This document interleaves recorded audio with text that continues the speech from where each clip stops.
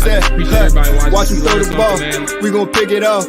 You gon' let him hit the hole or you gon' cut it off. You gon' play through fourth and long or you gon' punt it off. Your defenders, heavy hitters, put your pads in. Don't be looking for the ref to throw no flags in. Keep the helmet on, keep the cleats tight. You the type to want to win by any means, right? You should look alive. This is Trap or Die. Yes, sir. Welcome back to another episode of the Trap or Die podcast. I'm your host of the Trap or Die podcast, Jamal Forrest, aka Coach Mual, Henny Mual, all that good stuff, man. In here with AJ, David. I just said that they were a little behind, but lo and behold, he was right here all this entire time. AJ, man, how you feeling, dog? I'm feeling good, man. How are you guys doing today? Look, man, I can't complain too much, man. I was checking in with David before we got started. Year 8 on the beat with him. First and foremost, everybody checking in right now. Appreciate y'all watching, listening, like, subscribe, all that good stuff, man. If you're on the audio side, make sure you hit that follow button if you haven't. Rating and review. They keep coming in. They've been coming in constantly, actually, over the last couple of weeks. So we appreciate that, man. If you haven't done so already, that's a good way to show your support. So make sure you leave us with a rating review if you can, if you haven't done so. But yeah, I said, man, David is entering year 8. If you haven't met David Harris, yeah, he's been on the show a couple times, man. A really good guest for the Trap or Die podcast. He covers the Commanders for Locked On Commanders as well as the Sports Illustrated side. I actually forgot their name now. What they call it, but Commander Country now, yeah. Commander Country, there it is for Sports Illustrated. But he's checking in as well. He's gonna give us his breakdown of the last 2 practices between the Commanders and the Ravens. But David, man, how you doing today, man? I appreciate you joining us. Oh, I'm doing great. I appreciate the invite. Yeah, it's always good to talk to you guys, and yeah, man, just looking forward to the season. You know, I'll start with like the headline, right? Like after watching 2 days of joint practice with the Ravens, I think I'm more confident in what this team is capable of potential wise than I have been, you know, the entire offseason, preseason leading up to today. Well, everybody in chat, if you have questions for David, let's hear them. We can shoot them off as the conversation goes along. But yeah, like the potential that you mentioned, let's actually dive into that part then. From an off, well, actually, I'll just give you the floor to lay it out. What were some of your top observations or takeaways from the practice? Who stood out? What stood out? And things like that. What was your takeaways? Yeah, I think the biggest thing that I walked away from the joint practices with is this understanding, or this perception, at least, that, you know, when we go through practices during training camp, we always kind of come out of it talking about who won the day, right? Who won each day, and typically in Ashburn, it's been the Commanders' defense winning the day. And as we built up towards the first preseason game, you know, against the Cleveland Browns, it was kind of, you know, there was all these concerns about the offensive line and whether or not Sam Howell was going to be able to show the same kind of smart decision-making that he shows most of the time in practice in an actual game situation. And so those were a lot of the big questions. And obviously the offensive line has some struggles that they're continuing to try to work through and get better on. But I think for the most part, you have to come out of that game saying, okay, you can see the potential, you can see the product building from what it was, you know, even at the end of last season. And then we get back to practice and you know, let's just be honest, like there was a really bad day. I mean, the day before the first day of joint practices was probably the offense's worst day. I mean, there were bad blocking. Sam Howell was inaccurate, drop passes. I mean, it just, the entire offense probably got a lot of talking to from Eric Bieniemy after that practice. So coming into the Baltimore joint practice, you're kind of getting back to that worried state of, is this offense really going to be able to carry water? But then after these last 2 days, and it hasn't been perfect by any means, but the biggest thing that I noticed is watching the Baltimore Ravens offense against this Commanders defense, they look about how the Washington Commanders offense looks practicing against this Washington Commanders defense. And it really, to me, just kind of emphasizes that this is more about the defense being as good as they are right now than it is the other side of the ball maybe not being as good. And then, like you said, when we see them play the Cleveland Browns, when we see them, at least the first day of joint practices. So full disclosure, I watched all offense day 1. I watched all defense day 2. So I didn't watch the offense on day 2. I did hear they had some struggles that they didn't have on day 1, but I didn't see that personally. But you watch them, at least for day one, with Marlon Humphrey out there playing and with some of these other guys go out there playing. Other than Odafe Owe having 3 sacks against the Commanders' offensive line, other than that, very good, very clean day from Sam Howell. No interceptions in 2 joint practices. I think that's probably one of the biggest takeaways to take from it. Yeah, I guess we could start with day one generally. The conversation, and we've talked about this in our post game of the Browns and Commanders, but I didn't think that the offensive line was a significant problem against the Browns. I think when you look at things, the major struggle really came with one person having issues in his pass sets, and Andrew Wiley. Obviously, first play of the game, Charles Leno loses on a rep, but that's one rep. And then you had that issue with Wiley throughout the first 3 series. But I don't think that there was a huge problem. And to that point of the Ravens and Commanders joint practice in your first day, I like how you was like the transparent. A lot of people are gonna act like they were able to see everything if they get asked the question. Yeah. But your first day and when you saw it, what was the offensive line looking like? And I heard a returning interior offensive lineman in Sadiq Charles had himself a day. Yeah, Sadiq Charles. So start there. Sadiq Charles in the one-on-one matchups. I charted all of the one-on-one matchups in the lineman drills, and the Washington Stars went 5 for 4. So not completely dominant, but they won 5 of the 9 reps that they went out there and went against the Baltimore Ravens starting defensive lineman. And Sadiq Charles had the best win of the entire day. Broderick Washington, Baltimore Ravens defensive tackle Broderick Washington was his opponent. And Sadiq Charles, first of all, stonewalled him right off the line of scrimmage. Like Broderick didn't get any gain, didn't move the line of scrimmage at all against Sadiq. And then by the end of it, Sadiq had him face down in the dirt. So that was very easily the best win of the day for the starting offensive line. So Sadiq Charles had himself a day, like you said. But day 2, unfortunately, apparently the calf kind of acted up a little bit, so he wasn't able to finish the day. But there's certainly some growth happening there. Like I said, Odafe Owe, like he came away. I mean, he's going to feel like he won that first day of practice, right? 3 sacks, and they came from both sides of the offensive line.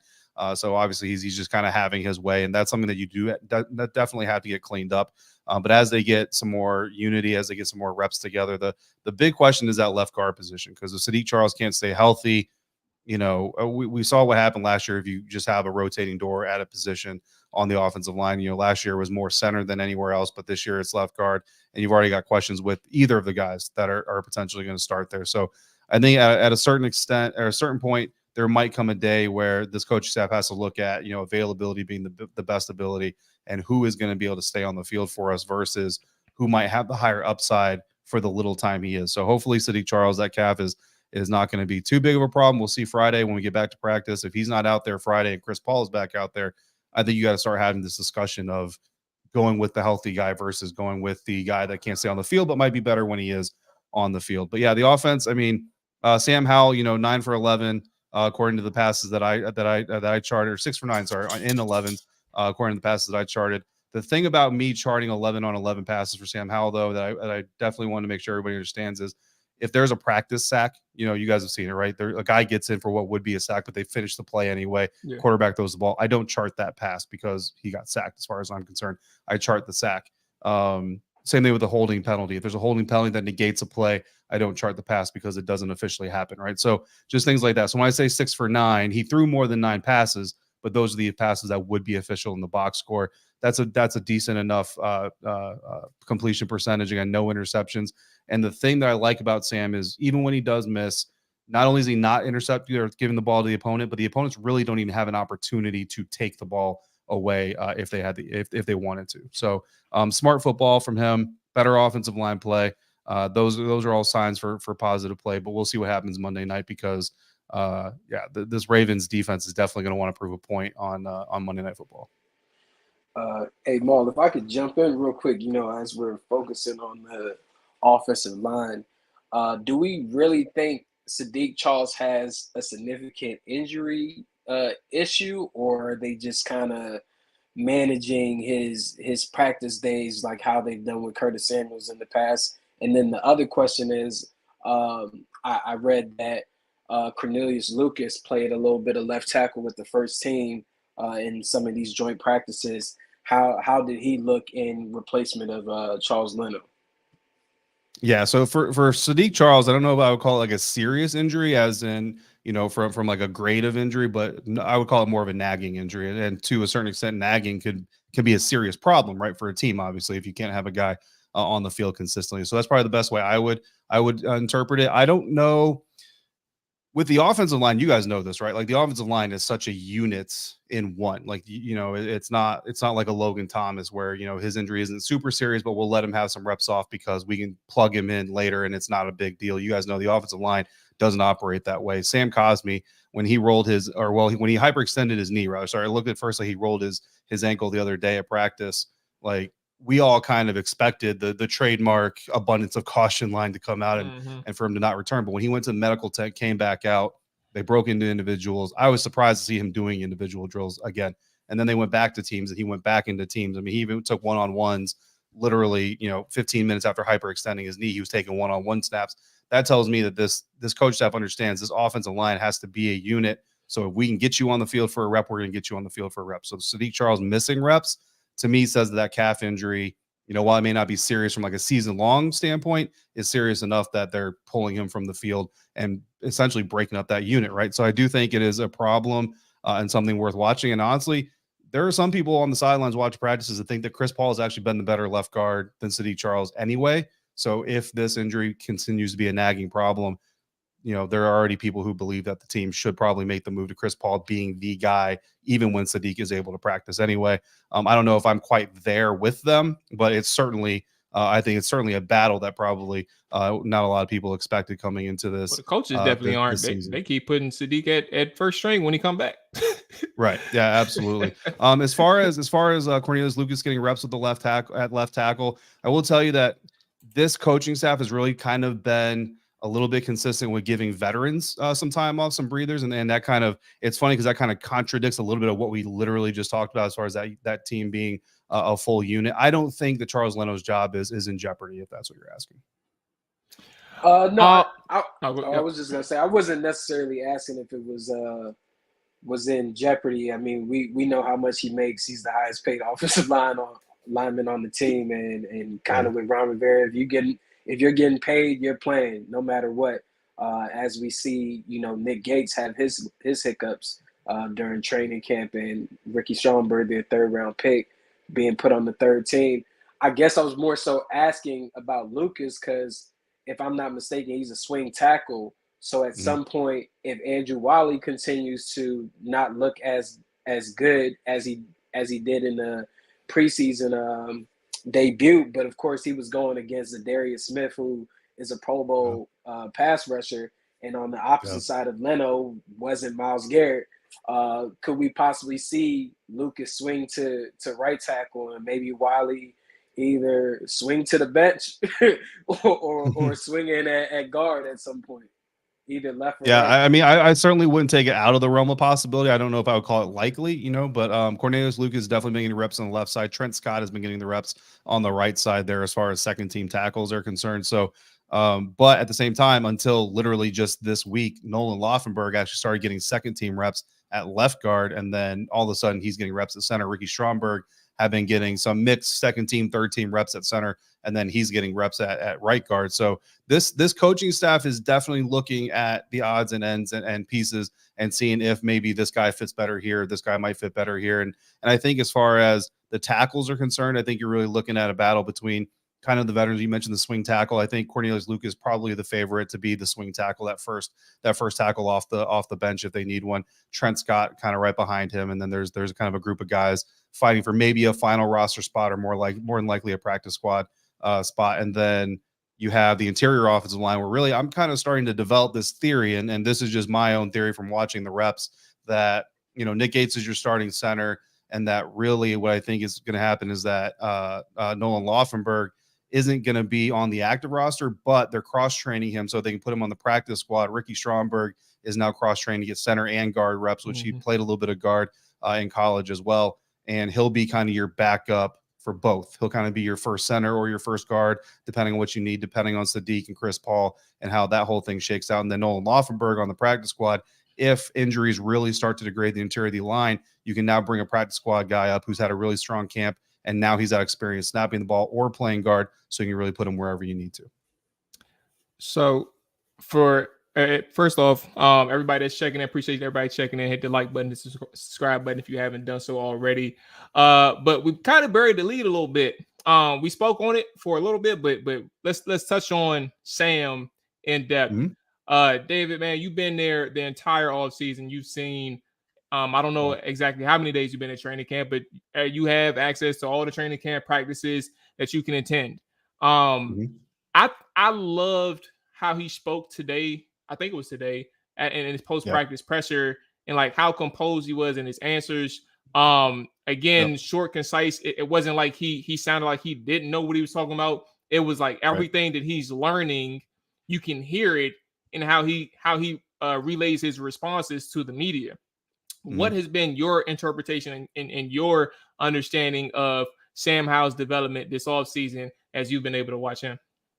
So the great thing about Sam Howell is Sam is who he is. He's not trying to be somebody that he thinks the team needs. He's not trying to be this image that he thinks the media wants to see or the fans want to see. He's just himself in it. In that way, he reminds me a lot of Taylor Heineke, right? Now, completely, you guys noticed it, like not the same personalities at all, right? But the bottom line is Taylor Heineke never tried to inspire. He never tried to motivate people. He was just being Taylor. Like, that's just who Taylor was. Like, who you saw when you guys saw Taylor behind a camera or in front of a camera lens, that's who he was when he wasn't behind a camera lens. You know what I mean? And everybody on the beat will tell you the same thing. Sam Howell is the same guy. Like when I first started, obviously we had the Zooms, right? When he got drafted, we had the Zoom interviews and all this stuff. But you talk about rookie camp and then, mini camp, training camp last year. But once we really got into the locker room during the regular season and I started to get to have conversations with Sam Howell on the side, he's a third string quarterback, 5th round rookie. Nobody's really, there's no scrums, there's no press conferences. So just getting to know him throughout the week a little bit, or throughout the season as a little bit. Then when he becomes a second string quarterback, he's the same guy. Coming into the starting job week 18, he's still the same Sam. That really stood out to me in week 18 of last year in the regular season, because all season long I come in the locker room and at some point in time, usually I go check in with them. We kind of talk about whether it's family, we talk about college football, whatever's going on around the league, just kind of talk. And when he was announced he's the starter, I said, okay, he's QB1 this week, so we're not going to have that same back and forth.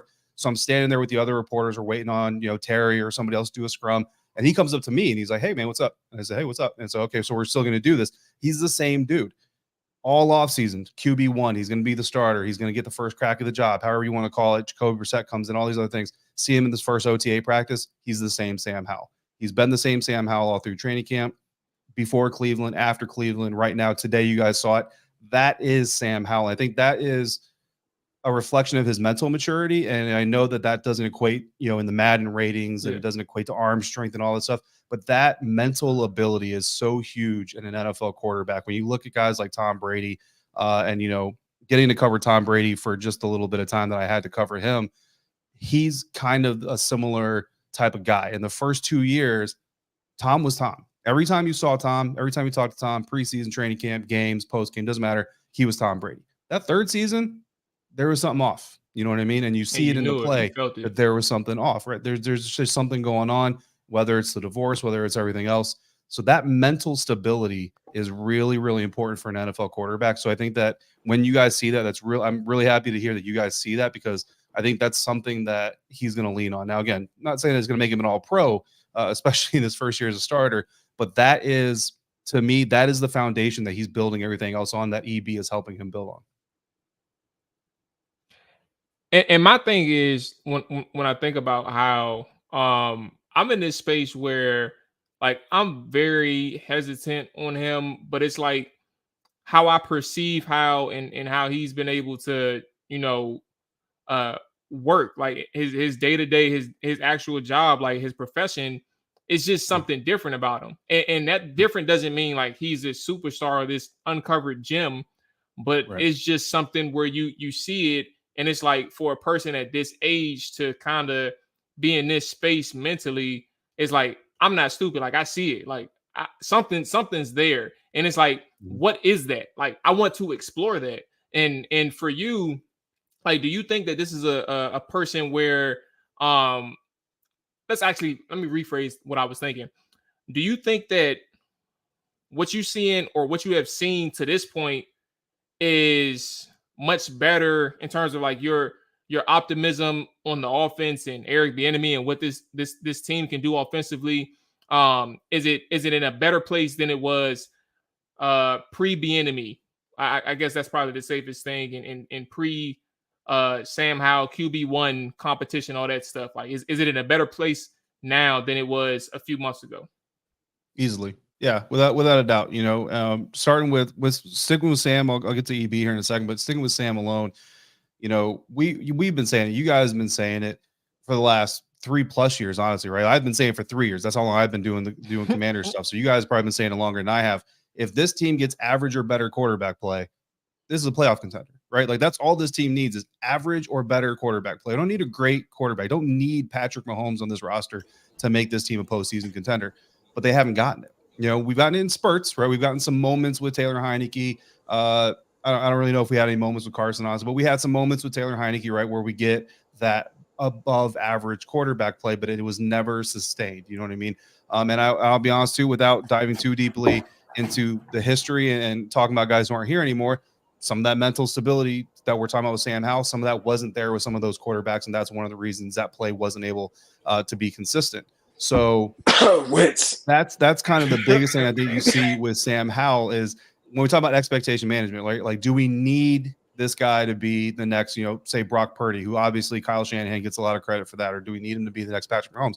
You don't. You need him to be the next mid-level quarterback in the National Football League. It's all Sam needs to be, and if he's better, that's great. That's great. You know what I mean? That's just even better for this offense, for this team.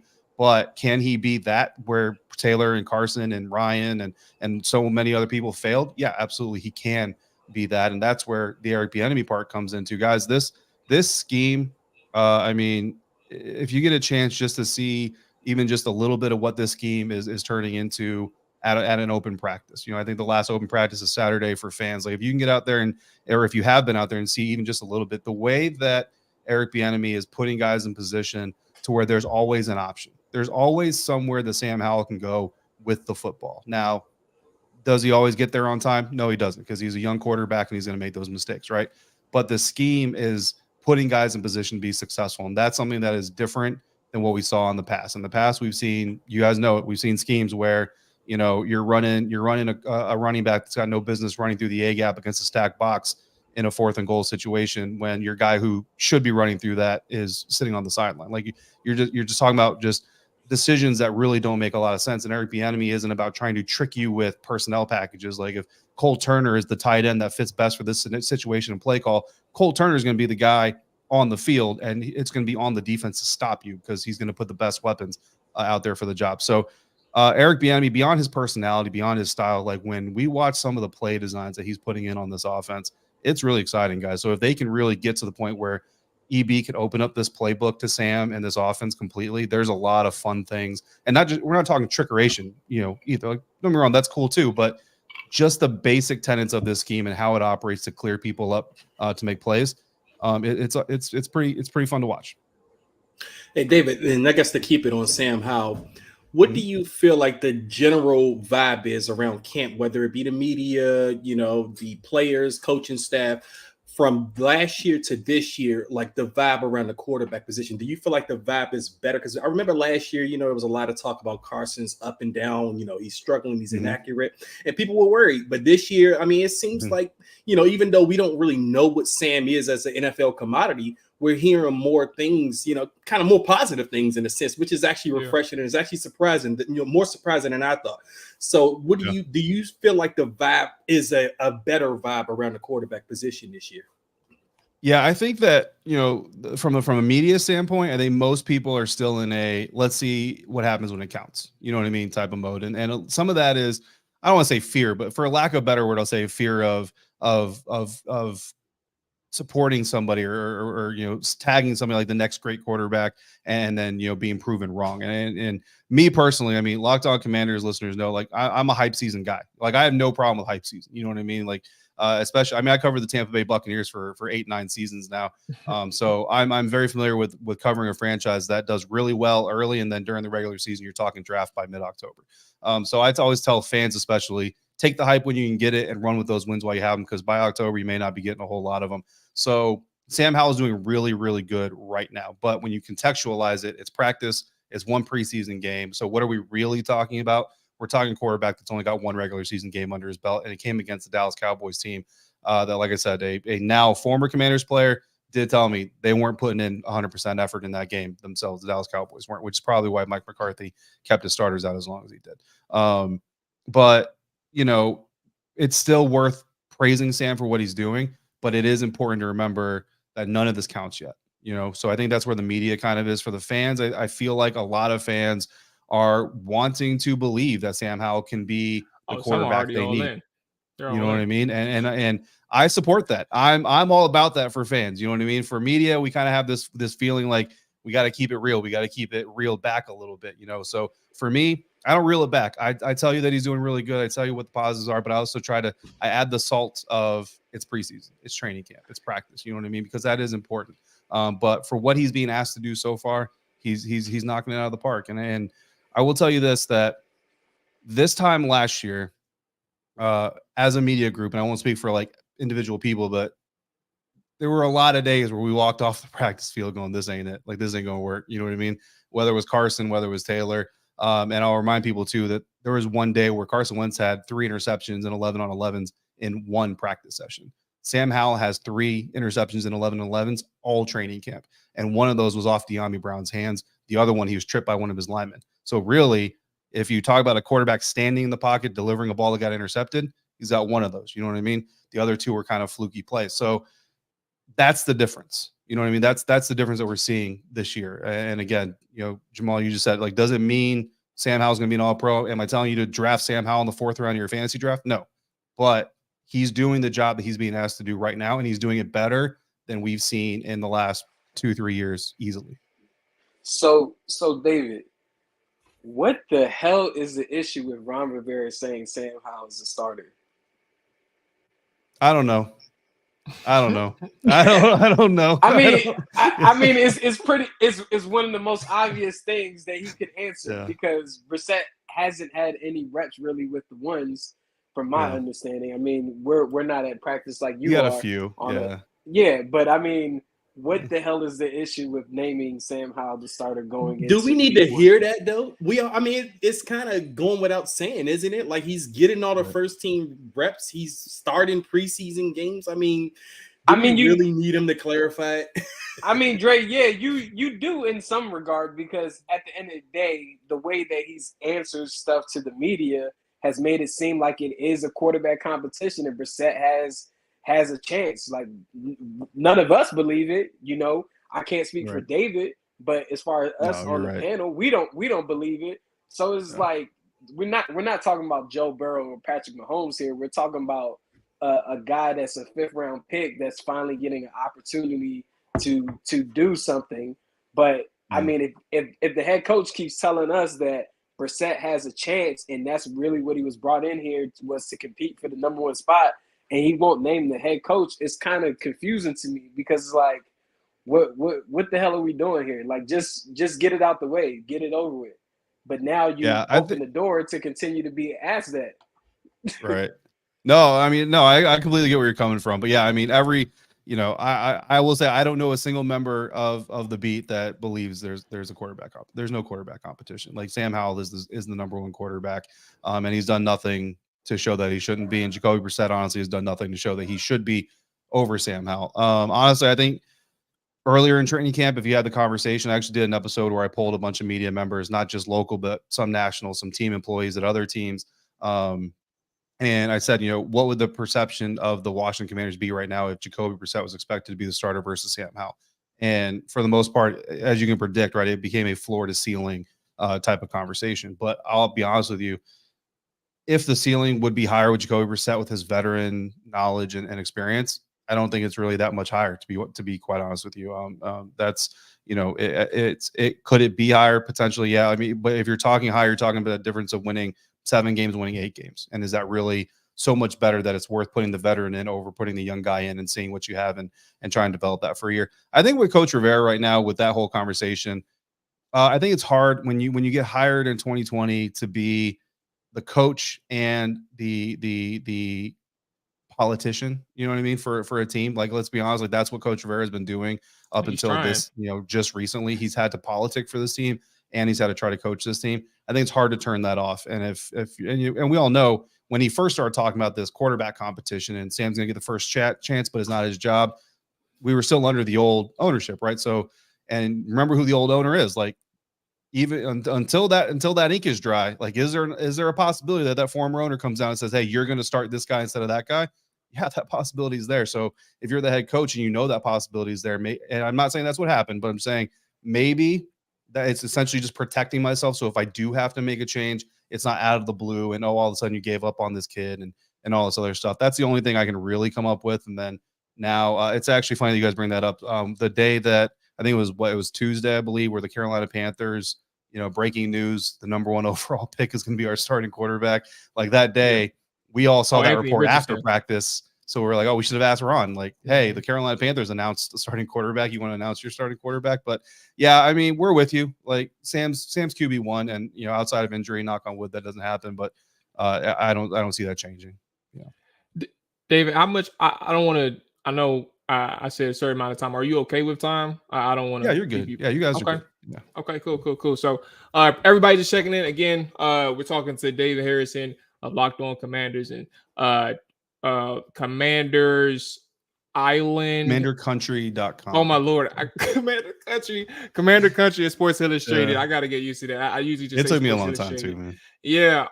So he's checking in with us, breaking down his observations from the team over the course of the all-season training campaign, the joint practices. I just want to swing to the defense and we can get you out of here. I think for this side of the ball, what was a couple things. What was impressive with two people individually, Chase Young, Emmanuel Forbes.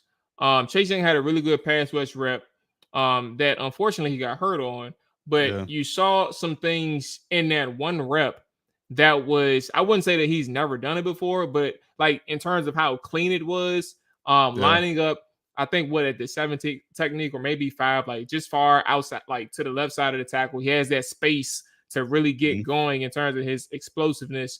And then on top of that, has the ability to use his hands accurately and forklift the offensive tackle to get towards Deshaun Watson.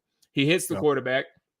Could have wrapped. Deshaun Watson is a hard quarterback to tackle, so I'm not even. I'm gonna just leave that there.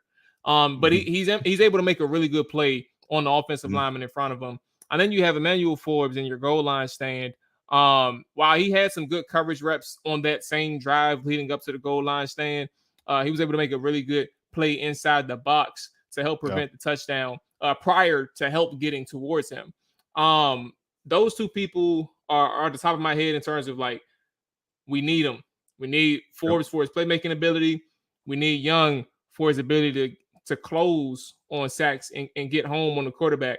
Does his injury scare you at all? It is just a stinger.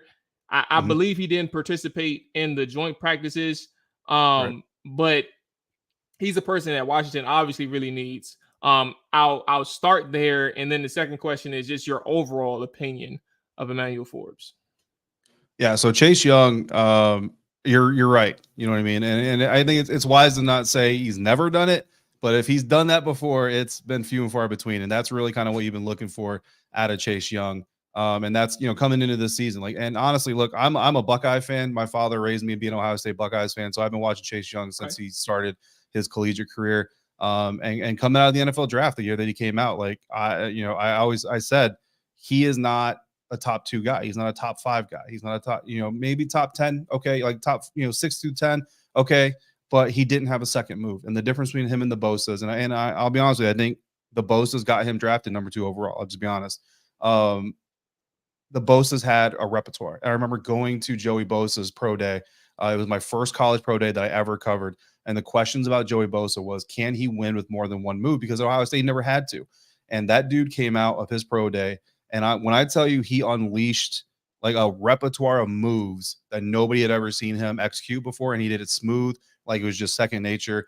That's what got Joey Bosa drafted. So as he showed everybody, I don't want to say the problem, but the side effect of that, right? What I mean when I say the Bosa's got Chase Young drafted number 2 overall is Nick Bosa essentially was kind of the same guy. Like at Ohio State, he won with one basic move most of the time.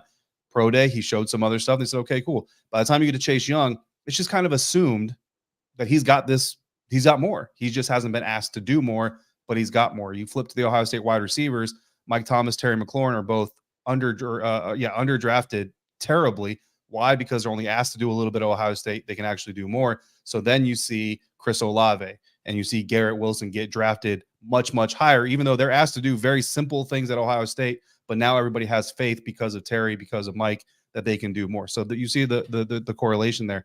Chase Young, this training camp, this offseason looks better than I've ever seen Chase Young look from a confidence standpoint, from an execution standpoint, from a move standpoint. The question with him is similar to Sam Howell. Is he going to do it in the game? You just pointed it out and you just described it, I think, better than I could possibly describe it. Yes, he can do it in the game because he stinking did it.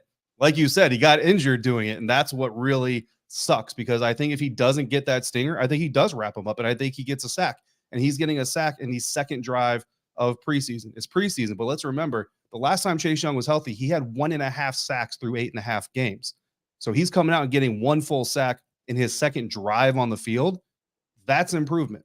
You know what I mean? And you're doing it against a starting caliber NFL left tackle. So that is significant to me. Even in the preseason, that's significant to me. And if that's the kind of Chase Young you're going to get in the regular season, I mean, the problem you're going to have is, how do you pay both these guys? You know what I mean? That's the problem you're going to deal with, but that's a great problem to deal with. And that's what I hope that's the problem I hope Chase Young develops during this season. As far as the injury is concerned, I don't think it's a big problem. If it was a big problem, he wouldn't be doing individual. So he did participate in individual drills during practice. He just didn't participate in team drills, and that's been all week.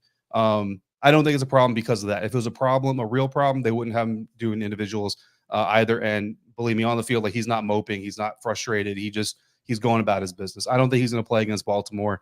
If he doesn't practice Friday or Saturday, I pretty much all but rule him out against Baltimore. But just from what you've seen of him and what the Commanders know about him, if this is what you're going to get, I honestly, I'm not worried about him playing against the Ravens. I'm really not even honestly worried about him playing against Cincinnati Bengals. I'm worried about him playing against the Arizona Cardinals. You know what I mean? So that's kind of where we are with that. I think most people on the beat agree. As far as Emmanuel Forbes, supreme talent, supremely confident, more physical. You pointed out that play against Cleveland Browns, more physical than anybody expected, and it's impressive. I mean, I don't think I've ever seen somebody that small, do some of the physical things that he's doing and not look out of place. Like, he doesn't look like a guy jumping off, like a bounce house. Like, he looks like a football player. I mean, and so credit to him. He did get a little bit of work against the Baltimore Ravens, and I think that probably brought him down to earth a little bit. But he's a confident guy. He's going to come back. His coaches are going to talk to him. They're going to work on him, and he's going to realize that's OBJ. That's OBJ over there. Those are some really good receivers over there you're dealing with. So I think he'll come back from that better. And the key thing about Emmanuel Forbes is, and again, we go back to that mental maturity. He's never going to stop fighting. Like, this is not a guy who's ever going to get down on himself and quit all the way down. Today, he got beat by OBJ on at least 3 routes that I counted, significantly, like 3-4 yards of separation on a couple of those routes. Lamar Jackson just missed him because Lamar Jackson looked less accurate than I've seen Sam Howell look all training camp. But at the end of practice, Lamar Jackson targeted Mark Andrews against Emmanuel Forbes, and that size difference. And Emmanuel Forbes came up with a big pass defense against a very physical tight end, and a tight end who's been looking to fight people all week. And that was a really good way for him to end that practice. And I think that is going to lead into confidence of him going forward. And David, let me ask, since we are on the cornerbacks with Manny Forbes, how's the slot cornerback looking right now? I know Ben St. Juste is slated to start there right now, and he played on the outside last year. But how is he looking this year, especially with the joint practices? I mean, I did see, you see a couple of plays here and there, but I mean, how is he looking overall? Is he grasping the position? Is he looking like he's going to hold it down, or are we a little bit concerned there? I mean, I was concerned when I heard he was going back because I liked him on the outside. I wanted him to be on the outside. I think that was a confusing thing about drafting Emmanuel Forbes in the first place. You know what I mean? Is I think most people came into this thing saying their priority in the secondary was a slot corner. Emmanuel Forbes is clearly not a slot corner. Granted, he's gotten some reps there, but I think he's much better on the outside. But Ben, he looks a lot better this year in the slot than he did last year. Last year, this time in the slot, I mean, we were watching him get put in a washing machine by Curtis Samuel on a rep in, rep out basis. And this year, that's not happening. He's definitely mentally more tuned into that position. He wasn't able to practice in the first joint practice because of the ankle, but he was out there on Wednesday. Had a really nice pass defense in the first set of 11s against the Ravens offense. And yeah, I think he's looking more comfortable there. And the good thing there is you have some matchup versatility, right? So you also have Danny Johnson and Quan Martin both getting reps in the slot as well with the second team. Rashad Wild-Goose is also in the mix there a little bit. So you've got some scheme versatility. So, I mean, I wouldn't put it out the realm of possibility that if we get into a game where maybe because of matchups, maybe Kendall's just not getting the job done today, we put Benjamin St-Juste on the outside and we see them move Quan Martin inside or Rashad Wild-Goose or Danny Johnson, whoever it's going to be.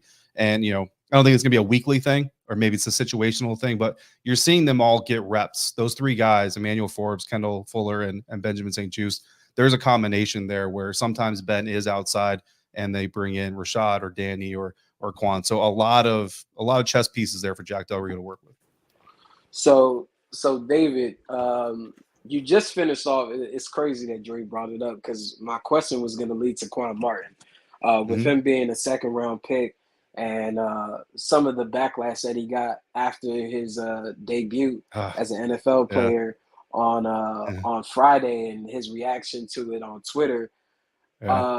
With you being at practice, are you noticing that he's not being able to play fast because they're asking too much of him?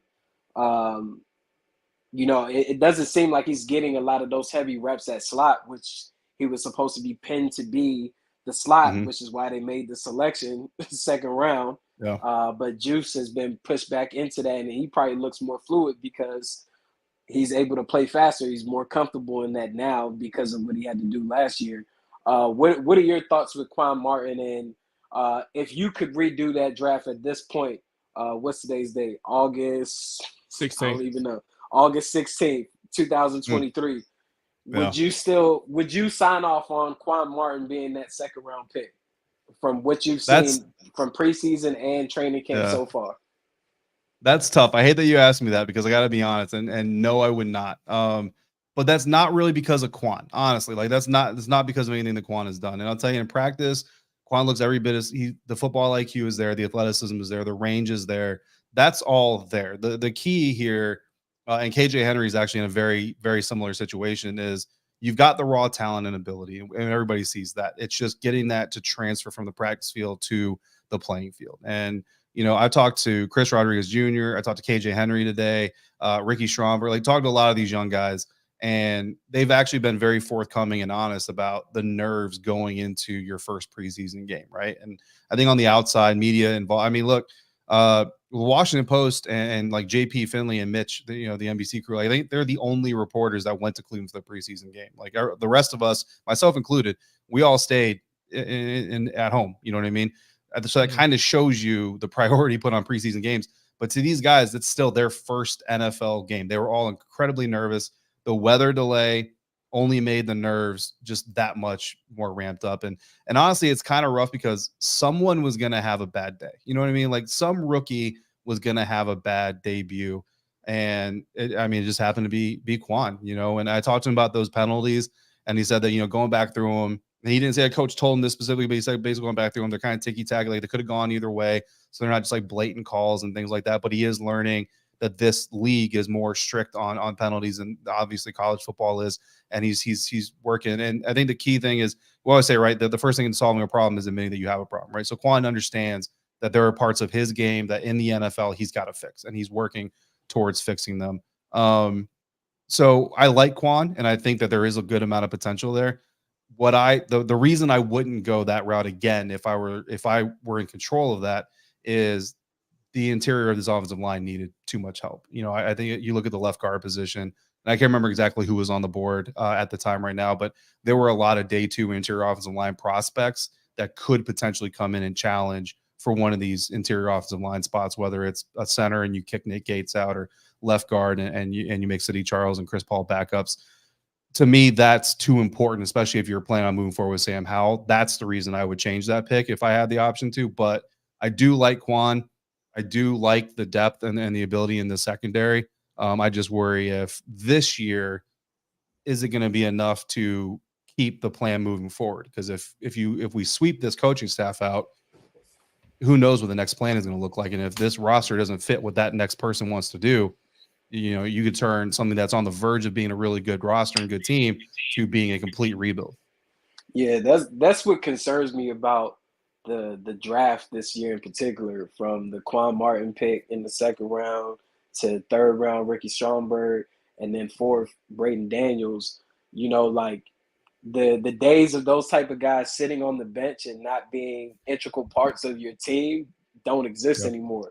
Like, these are starters around the league wide, and essentially from how it looks right now in August, the only starter is going to be Emmanuel Forbes out of your first 5 picks in the draft. Like, it's insane. Like, this team doesn't have that type of talent or pedigree to not have guys that can contribute immediately and not be on the field. So that's just my little tidbit on Ron Rivera, Martin Hurdy, and Mayhew, and what they've done in possibly and hopefully their last draft. I know you can't really say much, but I'm hoping it's their last draft, a part of this Commanders regime.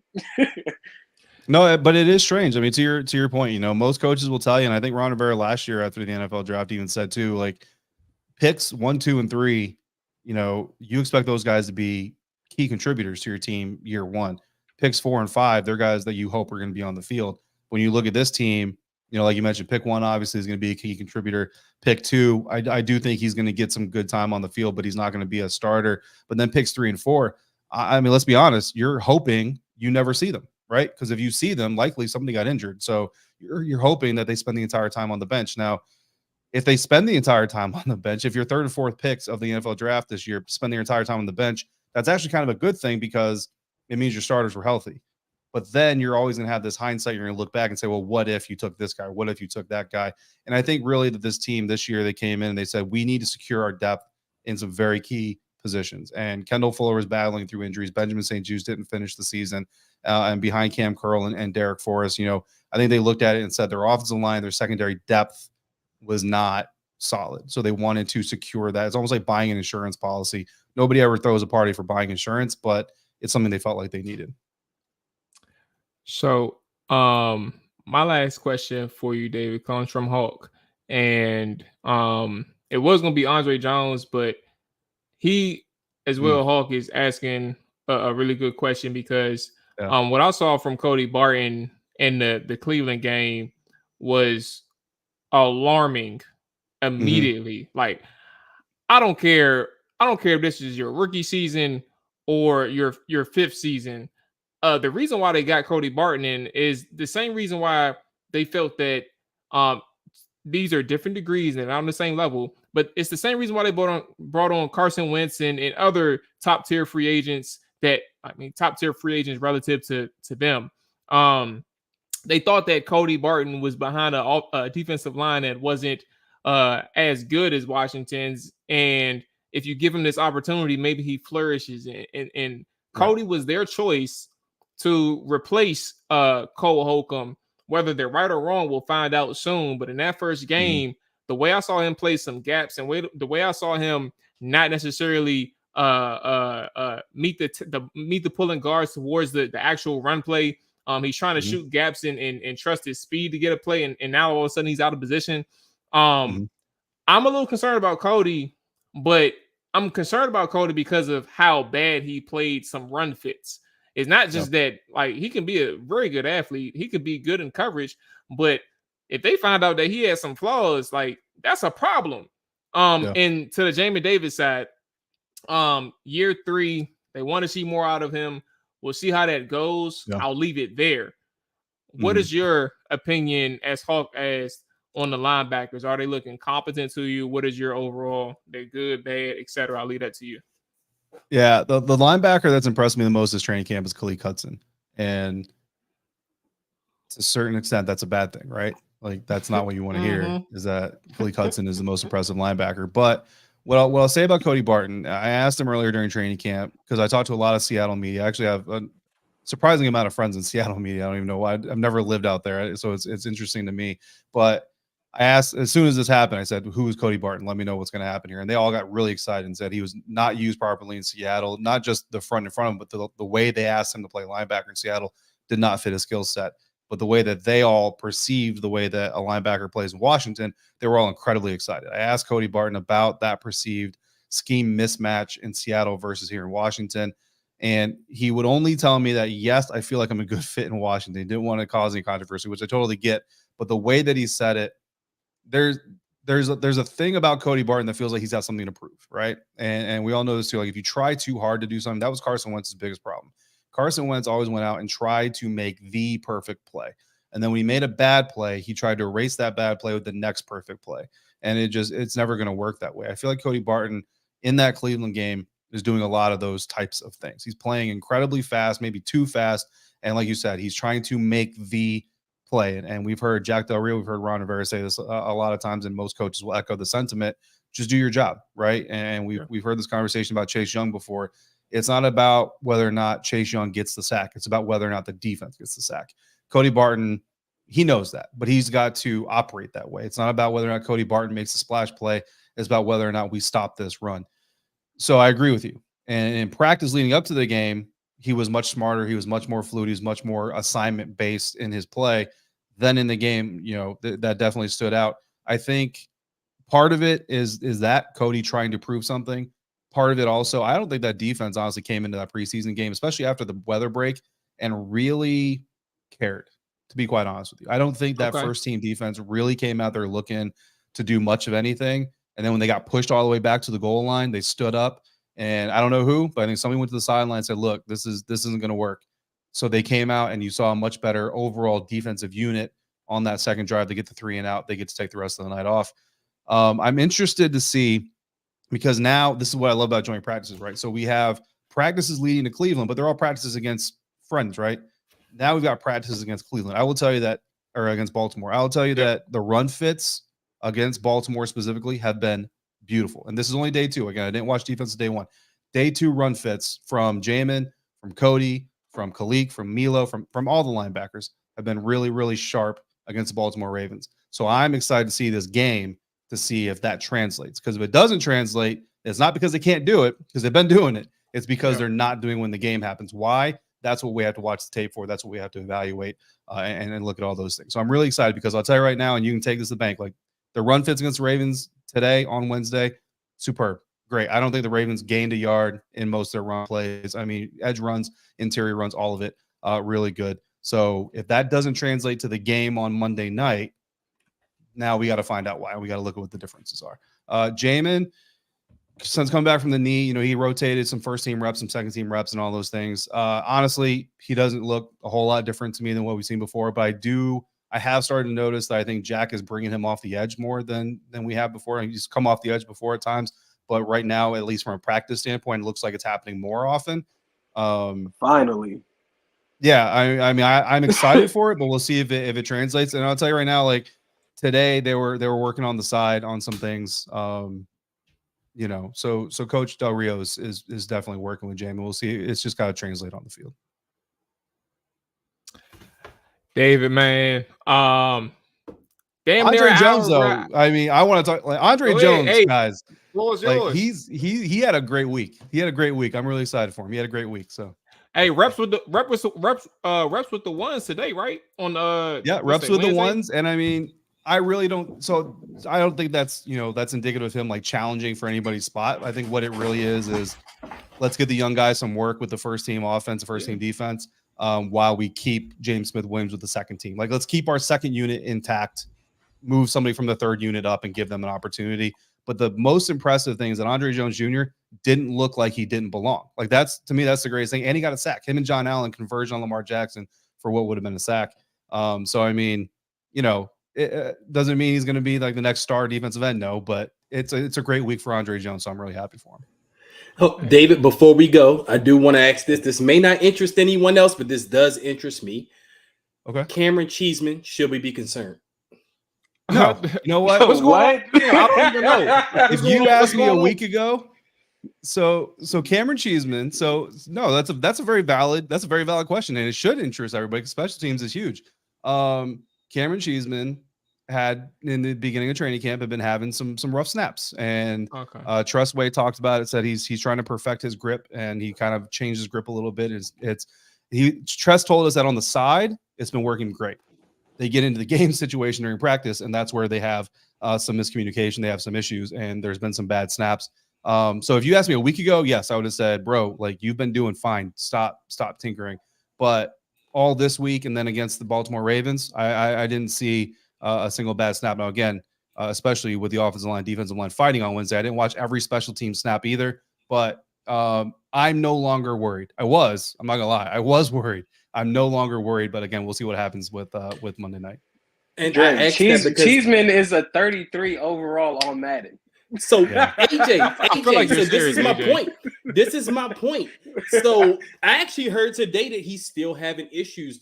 They said he was having low snaps today. I mean, I didn't get to see the coverage or anything, but I did hear some people talking about it, and it's been an To the ongoing Ravens thing. YouTube channel, though, by the way. And But yes, thank you, Ravens YouTube channel. But the issue with Cameron Cheeseman is we traded up to draft this guy at long snapper, and you don't draft long snappers. And if you're having issues with these things, and I feel like this may come up at some point in the season where we're getting a bot snap. Now, long snappers, they have no positive impact on the game because you don't notice unless they're messing something up. And then if he's messing something up, it could cost us a game. And this is a guy we traded up to draft. And that's the issue I have. And I'm a little concerned right now because I feel like I felt at the time it was a wasted resource. And now, I'm like, okay, now we're having issues with this guy. And it's only a couple years after we drafted him. So that's why I asked the question. Hey, Dre, It's a very valid question. I didn't even know they drafted a long snapper. And then They traded up AJ. They traded. And then two, I think snaps has been an issue all training camp, if I'm not mistaken, from what I'm reading. Like whether it be Nick Gates or Cheeseman in some regard, it's been an issue.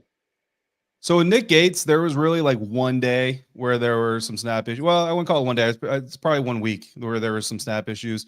It seems to be more isolated than anything. Nolan Laufenberg had a bad snap the other day, but Nolan is really just starting to learn how to be a center. So I'm going to cut him a little bit of slack there. But as far as Cheeseman today, like you said, like some people were saying that he had some bad snaps. Again, when they were doing some of their special teams work, I was watching the O-line, D-line, because that's where the fights were happening, and Sam Cosmi was just livid. So I did not see all of the special teams reps. So if there were some bad snaps today in special teams, then I might be back on the worried part of it. But yeah, I mean, those specialists, that's kind of what Tress said, is like the third year of being a specialist. Like there's not a lot, like you kind of mentioned, like your job is kind of just your job. And there's no versatile special teams players. You know what I mean? Like for a specialist, you don't have a kicker that can also be a receiver. Like this just doesn't happen. So you kind of get to this point where you want to be a perfectionist, according to what Tressway told us. And that's kind of where Cam is. You just have to rely on special teams coordinator Nate Katzer. Like, that's your job. So like if this dude's new grip is not coming together by, Tuesday morning at 2:00 in the morning after this game on the way home on the bus, you might need to tell him, hey, bro, go back to the old grip because that's not working. You work on that next season.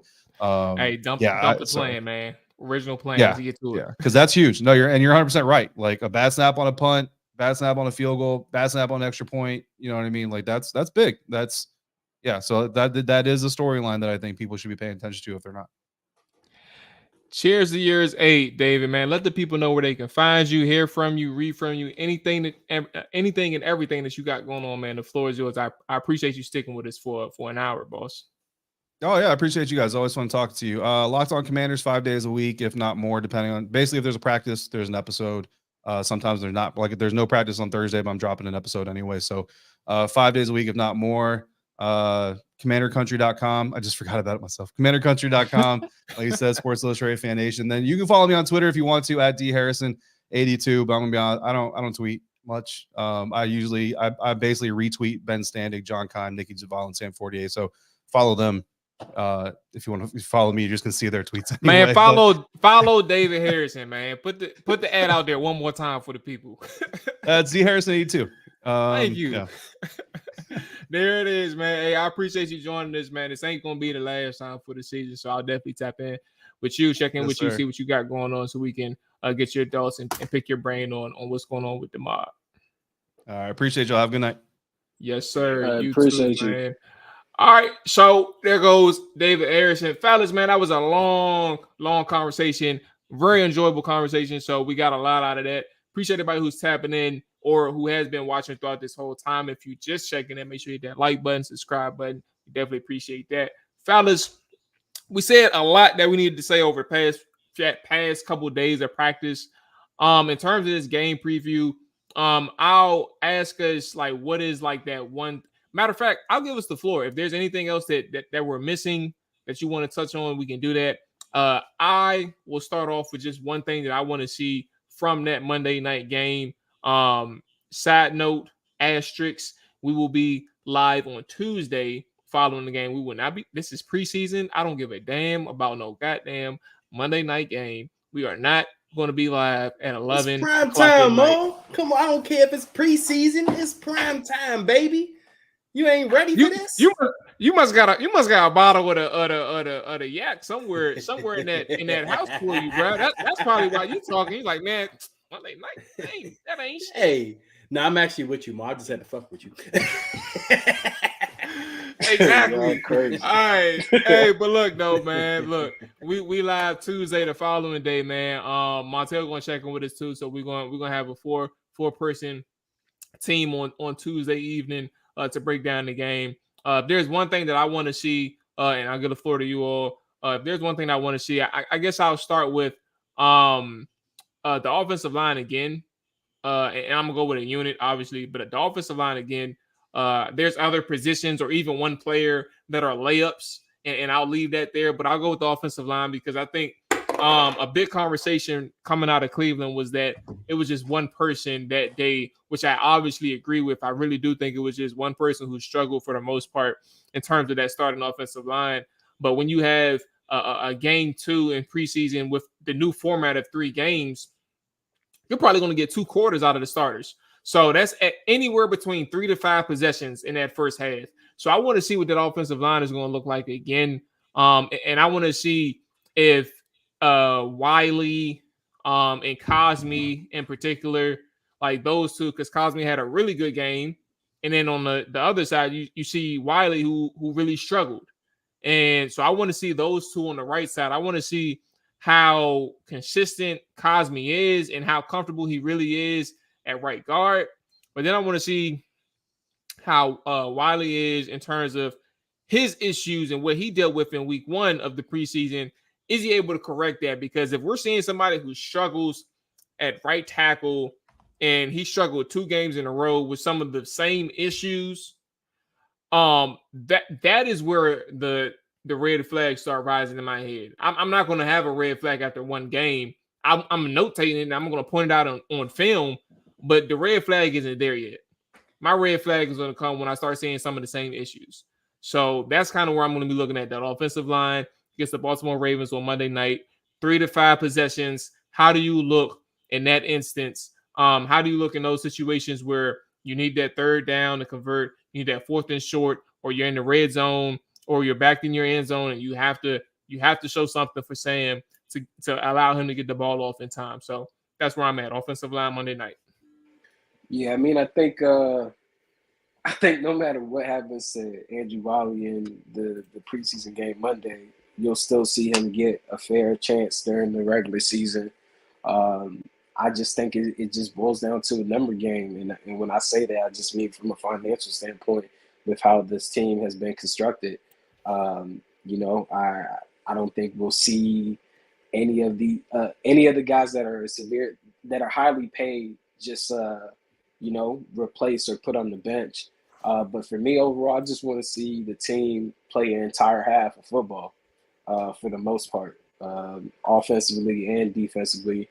I think a lot of the attention that we've spent has been focused on the offense, but the defense did not look good going against the first team of the Cleveland Browns last week at all. And I want to see them if, Baltimore puts out Lamar Jackson and the crew, OBJ, Zay Flowers, Andrews, and so on.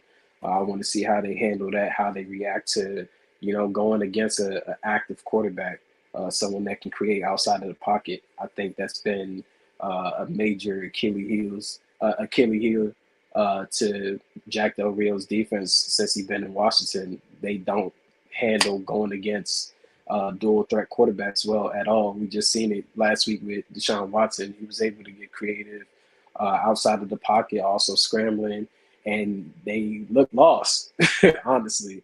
And if I'm not mistaken, a lot of the guys that they face this year on the regular schedule have some of those abilities, even within your own division. Every quarterback within your division is a dual threat type of guy, and Dak, Jalen, and Daniel Jones. So, yeah, I just want to see them play an entire half of football, and then just get ready for regular season to kick off in several weeks after that. I mean, yeah, for me, I got a couple of things I'm actually looking forward to in this game. I mean, this is supposed to be the dress rehearsal game. I actually want to know. I mean, we'll probably find out later this week how they're going to approach this game, because this is supposed to be the dress rehearsal game, but they've had these live scrimmages against the Ravens. So I don't know how Ron, particularly plans to, approach this game. But I am looking at the defense, because this is the last game we'll get to see this team, as the team we're going into the season with. This is the last time we'll get to see a lot of the key players, play before we get into the regular season. So I'm actually looking for the defense. As AJ said, they didn't look good that first drive against the Browns last week. Yeah. But, going against Lamar Jackson, this is a good test, because this is the type of quarterback that always scares me in the NFL. I mean, this is the type of quarterback that's always killed the Washington team. We're not necessarily going against Baltimore this season or Lamar Jackson this season, but we do have to face Jalen Hurts twice a year. So this is a good test, at least going against Lamar Jackson. He's a similar quarterback to a Jalen Hurts, a guy that we're going to face, even Daniel Jones in a sense. We're going to face those type of quarterbacks throughout the season. So I'm looking to see how the defense keeps contained against a Lamar. I mean, Lamar's a lead at what he does, but I do want to be able to see them, hold their own, look good, want to look at the linebackers. Offensively, of course, we're going to look at Sam Howell. That goes without saying, but I do want to see the wide receivers. I mean, I've been talking about this all training camp. I'm looking at the battle you have for those 5 and 6 spots, and it's going to be fun, because we're going to see a lot of those guys that's competing and fighting for those spots. So I'm going to be paying attention to those guys. Offensive line, obviously, as Mual said, I'm definitely going to be paying attention to that to see if they're giving Sam enough time, if they're giving the offense enough time to go through progressions, the run game. I'm excited to see Chris Rodriguez again. Chris Rodriguez had a good first showing last week. I want to see if he can come out again, because he was the guy that came in and stood out of their running back group last week. Now, granted, Gibson and Robinson didn't get a lot of carries early on. I mean, they were trying to get Sam Howell a lot of looks. But when Rodriguez came in the game, he showed that burst, and he showed the reason why they drafted him, or why they were so excited to draft him this year. So, I mean, those are the things I'm going to be looking forward to in this preseason game. And, yeah, just the overall team. This is the dress rehearsal game. Last year, the dress rehearsal game went horribly against the Chiefs. I mean, it was the Chiefs. That's the Super Bowl champion Chiefs, 2 times in the last few years or whatever, but we didn't look like we belonged in the same field with them last year. And the Ravens, this is another thing that's exciting about preseason. I normally don't care about preseason wins or losses, but the Ravens do. They clearly do. They have this crazy streak going in preseason, and it would be crazy if the Commanders come and beat the Ravens That's what and I say end their Twitter, streak man. on Monday Night Football. Now, like I said, it doesn't, like, preseason wins, losses, they don't mean anything, but for some reason, this would feel a little bit good if they can end the Ravens' little arrogant preseason streak and get them out of the way. So I'm looking to see if Ron and them come with that sense of urgency this Monday night. Man, Dre, you said all that, and they even mentioned your boy Cheeseman. Well, I already talked about Cheeseman. How much more we need to talk about him? I mean, but hey, AJ, Cheeseman might be an issue, and you're right. That 33 overall rating on Madden. Wait, that was real. That was real, bro. He 33 overall. No, those JJ. long snappers don't get good ratings on Madden. They never get good ratings on Madden. Bro. Madden doesn't acknowledge the long snapper position for some whatever reason. It's been a pet peeve of mine, but it is what it is. But the issue is we traded up and drafted Cameron Cheeseman, and he's having issues in his 3rd year. And I'm a little concerned, man, because we had Albright and Sundberg was our last 2 long snappers, and those guys we found off of the street. And they held the position down for years. We get this guy Cheeseman. We traded up. We drafted him in the 6th round. and he's having issues in training camp in his third year trying some new technique. Like, first off, why do you need a new technique? Secondly, you're struggling and we don't need you to struggle. If you're going to be this long snapper that we drafted, boy, you better come in here, and I don't even want to know who you are, because if I know who you are, that means you're fucking up. Like, if I don't know who you are as a long snapper, that hey means Dre, I didn't even know he was messing up, nor did I know he got drafted. You just gave me an additional reason to hate Ron Rivera and company even further, because the fact that you said they traded up to draft someone in the 6th round. Since we've been doing the show, I had to Google it. I'm like, bruh, we seen Isaiah Pacheco, the running back for the Kansas City Chiefs. He was drafted in the 6th round. Like, you can still get players. Like, that's insane for a long snapper you traded up. Nah, bro. There it is, man. Listen, Monday night, 8 a.m. I wish it was an 8 o'clock game in the morning on Monday night. 8 p.m. Monday night, man, ESPN. We're going to tap in. We're going to lock in with these guys, man. Everybody in the chat. OG, I do remember you. I guess you got a new YouTube account or something like that. I don't know. Roger Smith. Roger was always the angry. Yeah, I'm about to say Roger was always the angry one. He brought that energy into the chat, man. I loved it. I love the energy that they bring. But everybody, again, Slim, I seen you. Everybody, Hawk, Kenny, everybody, I appreciate y'all checking in and all that stuff, man. The fellas will be back Tuesday, 7 p.m. Eastern to break down the Monday night game, man, and give our thoughts on that. But yeah, that's gonna wrap it up for us. Enjoy y'all week. Enjoy the rest of y'all week. Enjoy y'all weekend, all that stuff. Stay safe, man. Dre, AJ, man, y'all boys stay safe. We're gonna lock in one of these days. I got a trip coming up to Houston for my boy B-Day. If y'all been in Houston before, y'all need to text me where we need to go and figure that shit out. I'll tell you right now. Earl Thomas got a spot out there called Area 29. Well, I can't ask what I was about to ask you on the air because we'll do that later. We'll talk about that later. Hey man, it's the 12th man. You get what I'm saying? It's the 12th man. All right, man. Look, we locked in, bro. You know, your boy sitting real good right now, ready to have a motherfucking ball out there. You know what I'm saying? So I'm looking forward to that. But I'm gonna tap in with y'all off air. But yeah, man, we out of here. Y'all stay safe. Dre, AJ, I'll tap in with y'all during the chat. Yeah. Peace. Yes, sir. Boom.